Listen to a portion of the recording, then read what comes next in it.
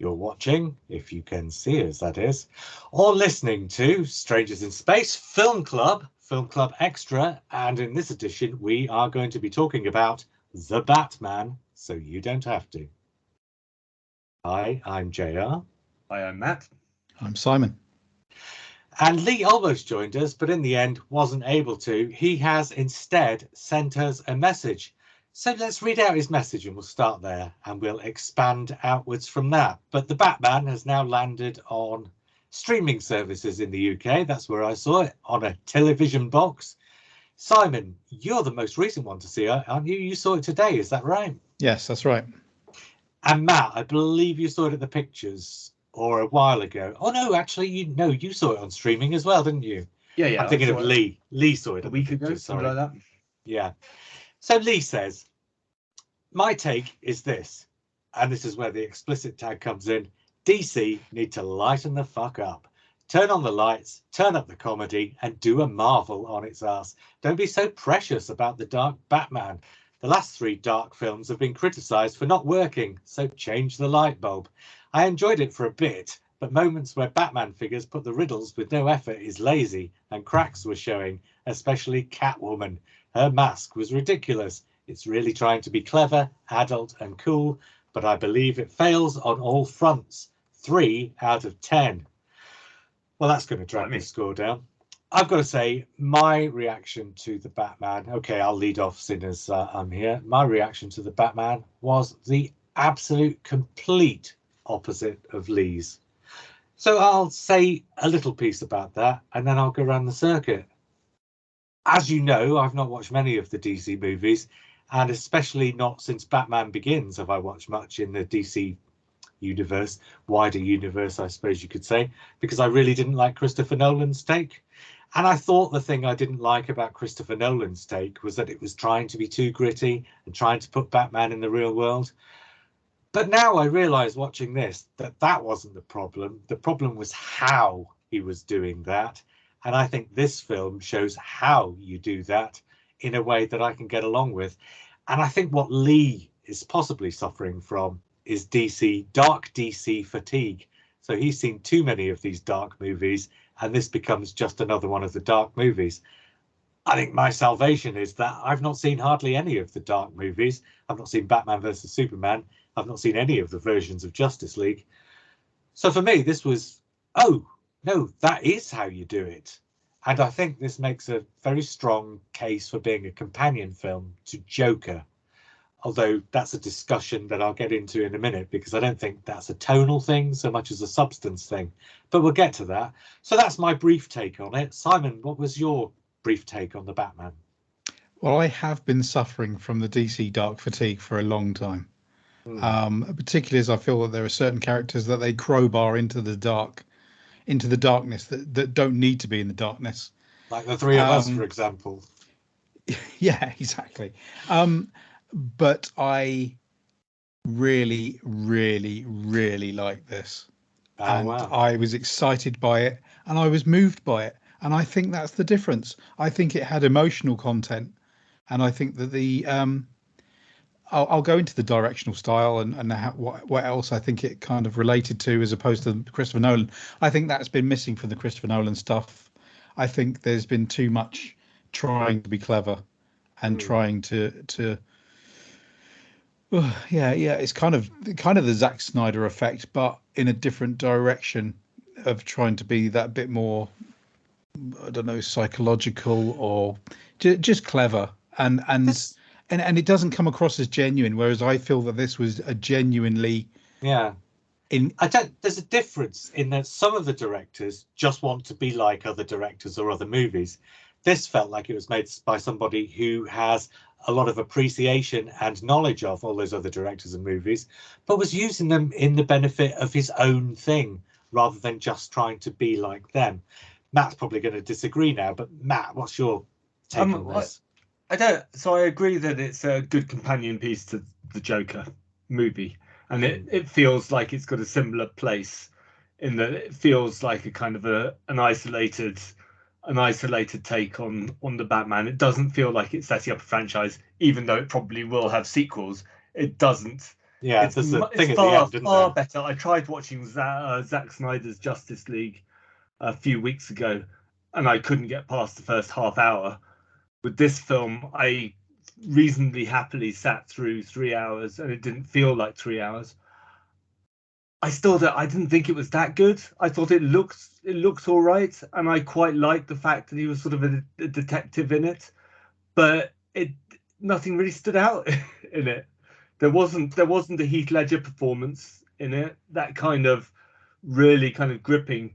Because with Batman, with the villains in Batman, you have an opportunity for something to really stand out. And I love Paul Dano, and he had moments of that, but just not enough. There was just too much of him sitting in the dark wearing a mask, kind of doing a sort of a scream voiceover impression. I quite like Robert Pattinson, but not all that interesting. But So before you go through absolutely everything, Matt, let's Yeah. dig into some of this stuff. Yeah, but your point about there not being sort of the big performance or whatever, nothing that stood out, that's kind of what worked for me. Because, for instance, in the Christopher Nolan Batmans, you've got Christian Bale given a performance that's absolutely unforgettable, but it's so in your face, that performance. And I've only watched the first film, obviously, but in that first film, I could never buy that character. I could never empathize. I had no connection with that character whatsoever. Here, the opposite's the case, because nobody is doing over the top. I could sort of feel for all the characters in this. So I don't know. For me, that's kind of what worked. That this But was a sort of low key version of it. if nobody's doing over the top, for me in the Batman film, there's not that much interesting. And I'm not down with Lee on this film. I don't think the darkness is a problem. I just think, and the links to things like Seven is obvious because it's sort of written all over it. But Seven had hooks to it. Seven had something hooking you in, and Kevin Spacey was incredibly good in Seven. And this Paul Dano's really good in this, yeah. Well, I thought, in the little bits he was in, I thought I saw two moments where I was genuinely chilled by Paul Dano, but I don't think they used him enough. I think they had him behind a mask too much. A lot was made. I don't know if this was made in the press, but I got a big impression just before I watched this that this was going to be Batman meets Seven. And although this is Batman sort of done the way David Fincher would, I don't think it was quite Batman meets Seven, even though there are a couple of scenes that are lifted directly out of Seven in the second half of this. What I thought it did, that Seven did really well, was come up with a really good conceit for a turn in the plot. For instance, I watched it a week or so ago, and I'm terrible for memory of details. The bit set in the library, is it? Where one of the characters has got a bomb, and the way the car comes in, so you've got the sound of the car.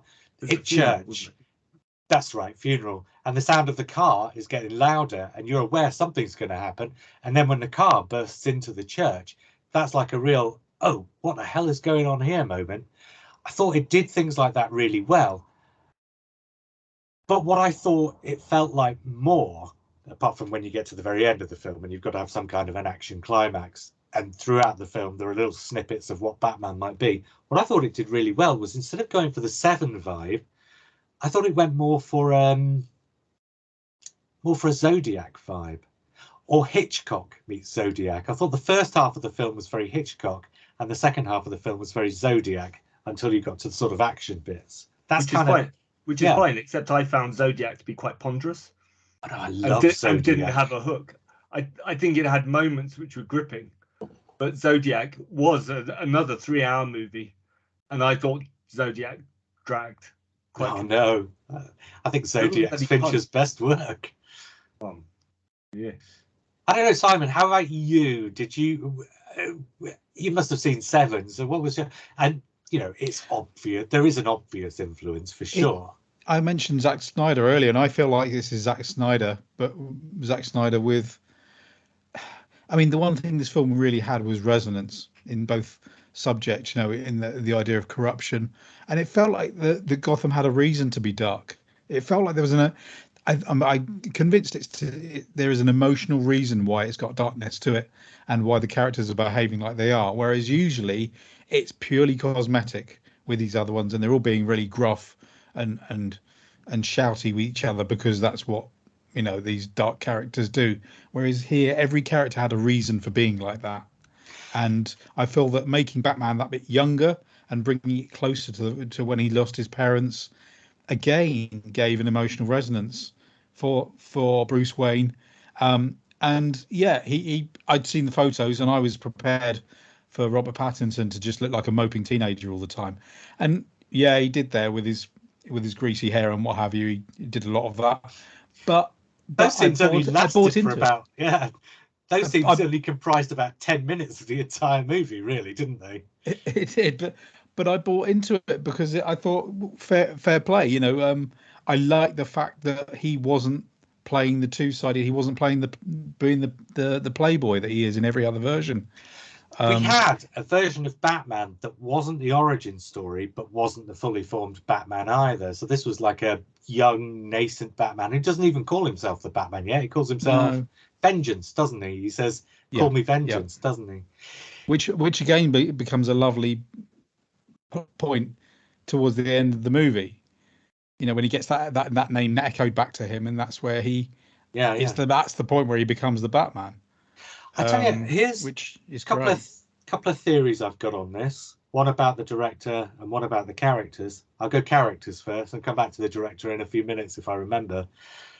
The reason I think this works really well as a sister film to Joker is because I think both movies essentially posit their lead characters as the autistic version of what that character is.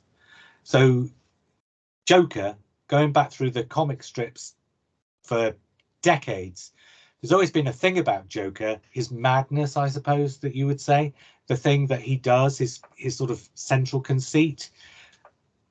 But it's never been sort of delineated into what might actually be the reason behind that before, in the way I think Joker did. And by putting him as and I use the word autistic, but it's slightly more complicated than that, right? But yeah, there's definitely a sort of an essence of autism to the character as portrayed in Joker. I think what that does is it gives you a rock in the real world that you can hang that character around that makes sense of it.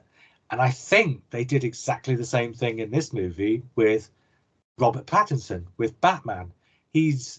I think, and my takeaway from this movie is that he's a moderately Asperger's Batman in this, a moderately Asperger's Bruce Wayne.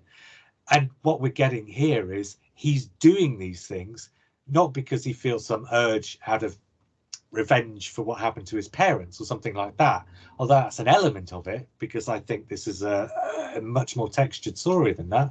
But I think if you bring sort of like an aspect of Asperger's out of that character, then his reason for having to do the things he does becomes much more sort of deep-seated in the way his brain works. And I think the death of his parents has unlocked something in his mind that has caused him to turn into this Batman character. And it just felt to me so much more plausible and grounded in a sort of emotional reality that I've never seen in any of the other. And I say I've not seen any of these movies, obviously I've seen several of them. I've never seen it done as well in any of the other movies, and it felt so much more real in this one to me. Initially I had a reaction where I suddenly realized that what they were doing, the Riddler was nothing like he was in the comics. Possibly he's in the more modern comics. I've not read a Batman comic for a very long time.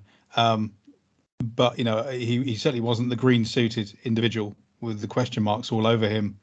And so at first I was a little bit, oh, here we go. Here they are trying to make it all look very gritty and everything like that. But I realized that this film was creating its own world, like all the best films, where you accept its rules within its own four walls, and it just did that really well. Which is why sort of Silence of the Lambs vibe with the costumes, isn't it? I think. Yeah, and that's why, completely against my boredom with the dark DC universe, I thought it really worked. And again, I come back to the whole emotional thing, and that there's a logic behind it all. You're not suddenly, these aren't characters just walking around speaking gruffly to each other because that's what those characters do. So there's not an assumption that everyone's going to like this. What I relate it to, if we're talking about the Marvel universe, I most relate this to Winter Soldier, because Yeah. I sat there with my wife and she watched it and she said, "Yeah, I'm not really big on my superhero movies, but I really, really enjoyed that." And It wasn't really a superhero movie, and even although he's got the stuff in his suit that can help him to fly and things like that, and then when he crashes into the bridge, obviously he picks himself up in a way that a real human being never would be able to. But for 90% of the running time, I mean, this was said again before, that it leans heavily into Batman as the detective, but it really did. It just felt like a detective who's decided to dress himself up like the villain almost. Matt, you've not said anything for ages. Oh, I'm sort of processing it. I was thinking of Marvel films that I would compare it to, and for me, the position I'm thinking of it in is the first Andrew Garfield Spider-Man film. So that kind of, it's a different take. So the Tobey Maguire Batman Spider-Man films had a very particular atmosphere, and then they kind of made it slightly grittier for Andrew Garfield, but it didn't feel quite there yet. It didn't feel quite fully formed for me. I agree that the character motivation seemed more realistic. There was a reason for Gotham being dark, but then in the Nolan films, Gotham wasn't really dark or grimy. It was corrupt in a modern way. This felt just like it was constantly going back to this kind of 90s movie visual style, which feels a little bit dated now. It just feels dated. It feels, if you're not seeing that, it feels like it's really fresh and updated and modern, but actually it's referencing Seven and Zodiac and all of these films, Silence of the Lambs, Saw, all of these songs from quite a long time ago. But there's a cyclical thing. So the 20s echoing the 90s, which echoed the 70s, which echoed the 40s. So you can trace the roots of this back to the 1940s, really. Yeah, and Joker referenced the 1970s very obviously. Sure. Yeah. But that was more interesting to me, even though I don't actually like Joker anymore as a film. Having lived with it for a while and tried to rewatch it, I couldn't rewatch Joker. I hated it when I was trying to rewatch it. But it was more interesting, that kind of 70s vibe. This I didn't mind it. I didn't mind it as a film. I just wasn't blown away. I didn't find any of the sequences really sort of hooked me. There wasn't anything really there wasn't a sort of center to the film. The climax of the film I didn't really even realize was the climax with the flooding. It didn't feel like a sort of a citywide calamity. It felt like this building was being flooded. I don't know. I just didn't get a sense of scale to it. Yeah, I appreciate one of the appeals is it's kind of slightly lower key. I mean, it's again, Zack Snyder's films operate on a kind of a cosmic scale of things blowing up and characters going off on one, but they don't have any of the emotions. They don't have the dialogue in a Zack Snyder film. What Zack Snyder? Yeah, Zack Snyder kind of and ridiculousness. This didn't have much dialogue, but the dialogue it had was sort of serious, and it felt like somebody had actually thought about the script, which was great. So I chopped my right arm off before I tried to watch Zack Snyder's Justice League, and I'd happily rewatch this again because I might feel differently about this.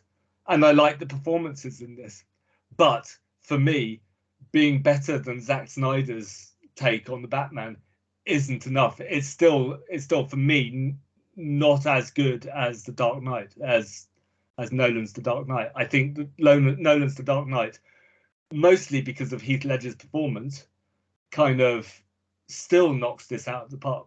And I don't think they can get back. I don't think they can get back there because I think that film that film has sort of crippled the Batman films for a good long time. Well, that's why they're doing this in a different way, I think. And Yeah. I think you're right. I think what they're doing is they're taking the same starting point, a sort of darker, more serious Batman, and going in a different direction with it rather than the same direction. And yeah, you didn't like it, the sort of low-key thing, but it worked for me. But what you said about the 90s, about the director, brings me to the point that I was going to make about Matt Reeves. And Matt Reeves, his two Planet of the Apes movies are great. And I've not seen Let Me In, but from what I can tell, that sounds like a really good remake of Let the Right One In, as if it's a remake that's done in the right way. I suppose that's maybe something that we'll come to and have a look at in the future.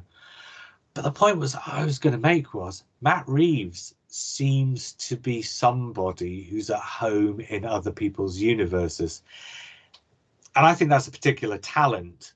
And I think that's something where if you're the right person for that, if you have a facility for that, then maybe that's a talent that really sort of helps you find your zone, your place in the movie making firmament. Because what I mean is, if you're coming up with something completely fresh, then you've got to bring all the ideas, and each one of those ideas will be new, and each one of those ideas either has to be explored to whatever degree you can. If you're exploring somebody else's ideas that have already been explored, what you have to do with each of those ideas is turn it in some way to make it seem either fresh or distinct to you, or personal or emotionally real in some way that hasn't been done before. And some people are just really, really good at coming in, looking at ideas that already exist and saying, right, how can we make this pertinent in 2022 or whatever? And Matt Reeves, for me, from what I've seen, just has a real talent for being able to take, and it sounds like a slight compliment, but it's not meant as that. He's got a real talent for coming in, looking at other people's ideas and making something really useful out of them, frankly. So what I do like about this is what it says in the context of the DC filmmaking, because I think Lee's wrong. DC isn't stuck in Zack Snyder world anymore. The Zack Snyder style of Batman has kind of died off with Wonder Woman, now Shazam, the Suicide Squad, and then bringing in Matt Reeves to do this. We've got the Flash movie yet, though, and that's stuck in. Yeah, but I don't mind. They've kind of emerged, haven't they? They're emerging, let's say, out of the other side. I don't mind bits of Zack Snyder coming in, so long as they're not, because they don't have a Kevin Feige really for DC. And I think what they were always trying to do was create a Kevin Feige for DC, somebody who could like control the overall tone that they would then stick to. I think what they discovered after the relative failure of the Zack Snyder, Joss Whedon films was that the other approach, to bring in interesting directors and just let them run with it, let them do their thing. So Wonder Woman, and bring in James Gunn and do something interesting. It's kind of what Star Wars tried to do with The Last Jedi, but then kind of bottled it with the next film. Because they brought in an interesting director. They brought in Ryan Ryan's surname. Johnson. Yeah. So they brought him in to give his distinctive take, and then they kind of went with bland for things like Solo and Rise of Skywalker. They kind of gave up on that. But DC seemed to be running with this, and TV shows like Peacemaker, which actually I don't like that much, but I can appreciate that it's got a style. It's got this sort of distinctive presence. And actually Marvel do that. Marvel do that, but they managed to square the circle. Square the circle? Because they have distinctive films that actually work together miraculously. Taika Waititi's Thor works with the Russo brothers version of the Avengers, and it shouldn't, but it does. They kind of dovetail together.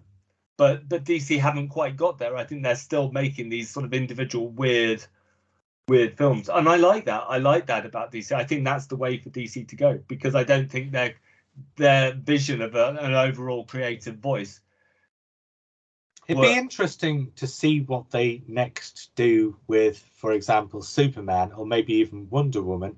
If they can find a way to do Superman or Wonder Woman that kind of fits in with the psychology of these last two films, then maybe they can get a sort of coherent universe out of it. Otherwise, they're probably just going to have to make films that maybe reference each other occasionally, but don't fit together like a jigsaw puzzle.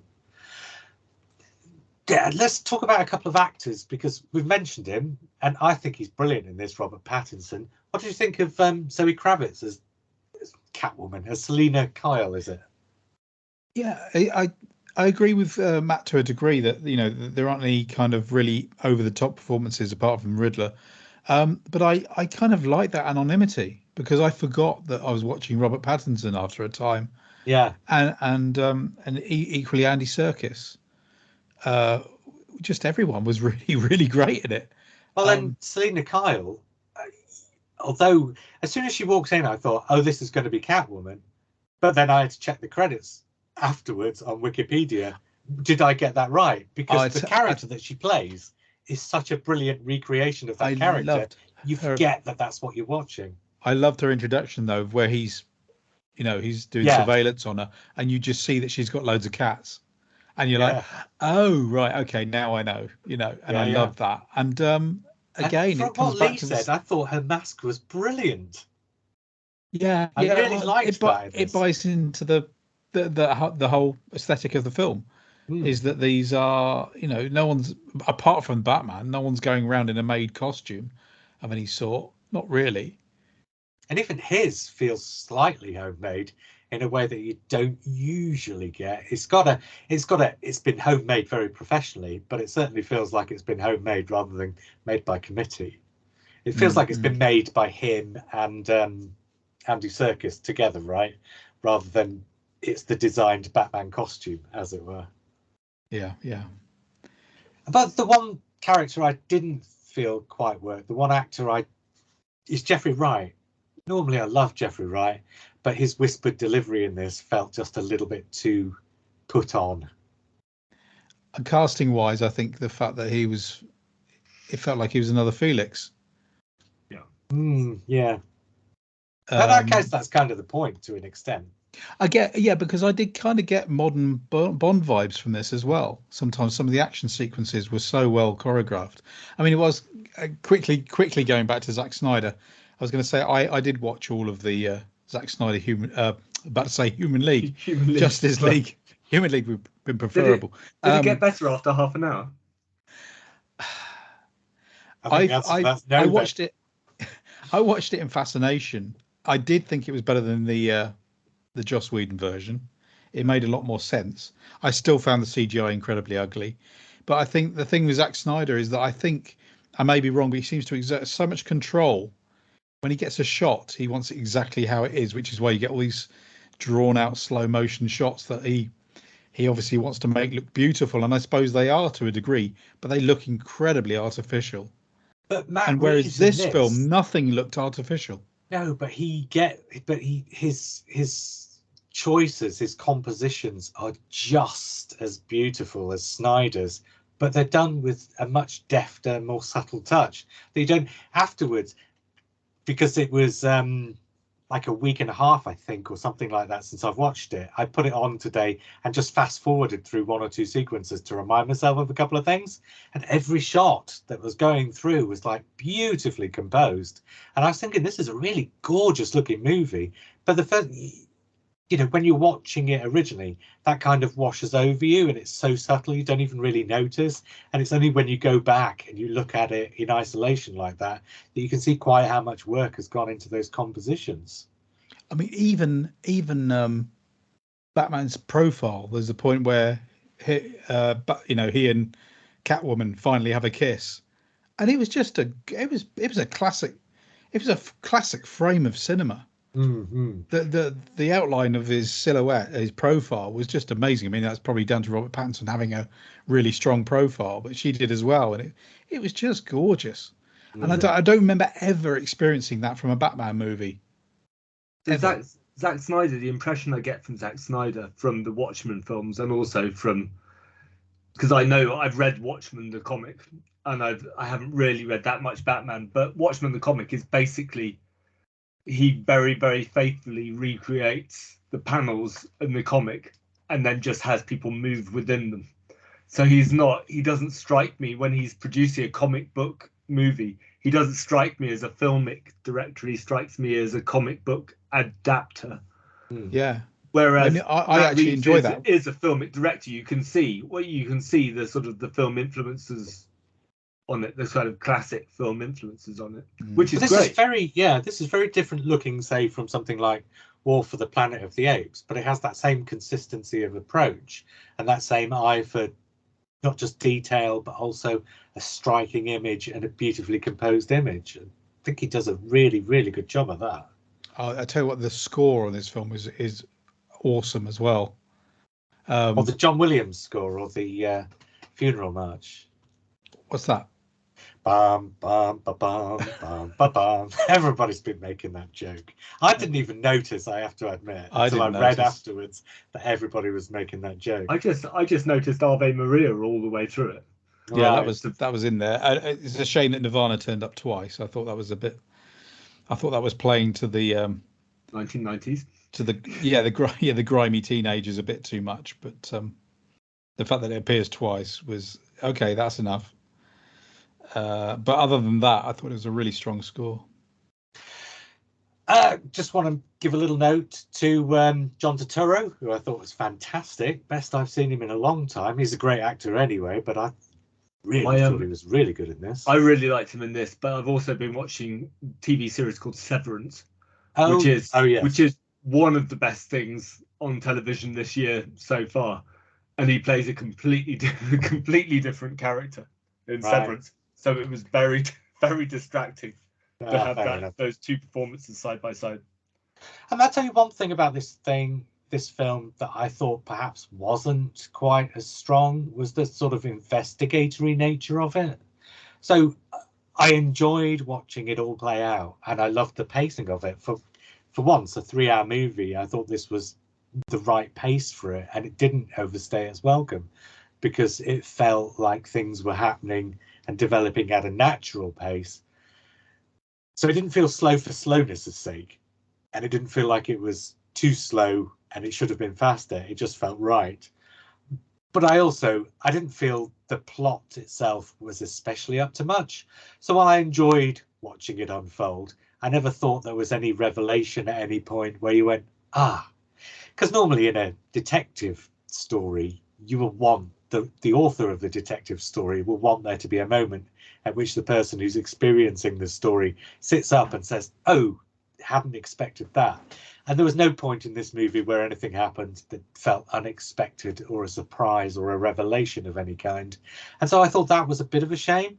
But because of the pace of the movie and because of the nature of the movie, I didn't think it spoiled it in any way. I just thought it would have been maybe a nicer touch if the detective story had been a bit more thoroughgoing.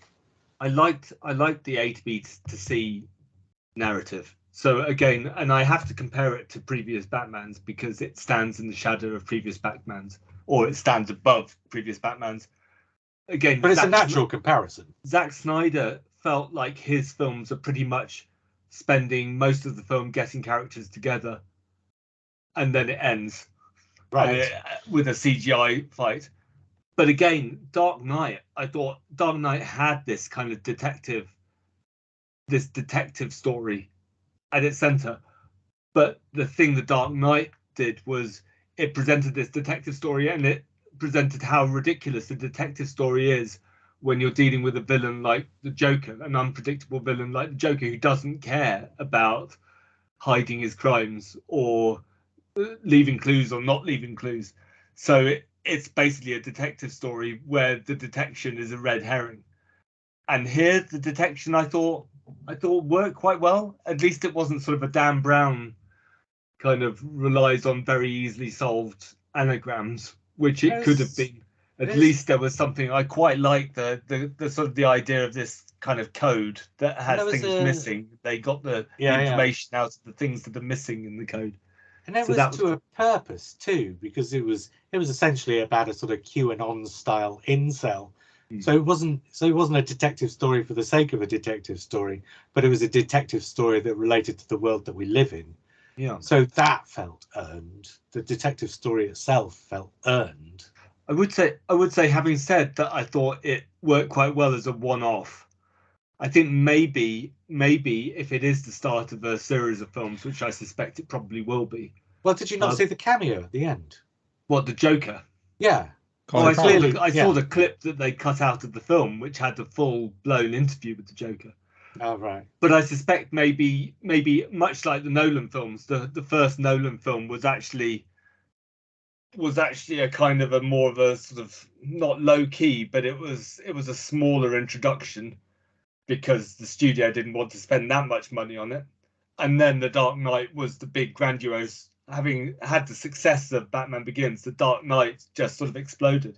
And I think seeing Matt Reeves doing a second film with the Joker and doing his take on that in this world with Robert Pattinson and with these performers, that's something I'd be quite interested to see. Am I right in saying it was Colin Farrell was the Joker? No, he was the Penguin. Yeah. He was a penguin. Yeah. Yeah. Yeah. Well, there you go. See, I was completely fooled. Welcome to the party, pal. Yeah. I think, in terms of those villains, I thought they had really interesting takes on all of them. And yeah, I'd love to see this team's take on the Joker. I imagine that if there's another one, Matt Reeves would be around for it. I wonder if this knocks on the head his Planet of the Apes prequel or sequel or whatever you want to call it, because there was talk, I'm sure it was more than just talk, but in development of his proper Planet of the Apes to follow the trilogy, but to be the actual sort of essentially remake of the Heston, I suppose. But I wonder then if that means maybe he'll produce that and somebody else will direct, or maybe it just won't happen now because it seems to have gone quiet on that front. Was it replacing the Burton? Yeah. But I'd definitely like to see Matt Reeves stick around and do 2 more of these or whatever, because this does feel like it would make a nice trilogy. And because this doesn't start with the Origins thing, but starts a little bit after, I wonder if this team stick around, they have the intelligence to do a trilogy that doesn't do the obvious beats of a trilogy, but instead does a trilogy in a different kind of way than we're used to seeing with a trilogy. So yeah, maybe the Joker will be in the middle, but maybe there'll be something else to round out a trilogy. There'll be something unexpected and surprising and hopefully fulfilling in a way that will come out of left field and will take us by surprise. Who knows? It'd be nice if they shifted it forward a couple of decades, and then we see him middle-aged, and then an older Batman as well. Yeah, maybe. Do you want to give a sum up and a score, Matt? Do you want to give a sum up and a score? Yeah. Yeah, I need to watch it again. I quite liked it. So it's quite easy to score actually because again, I'm forced to compare it to the other Batman films because it is a Batman film. This isn't Citizen Kane. This is a Batman film, right?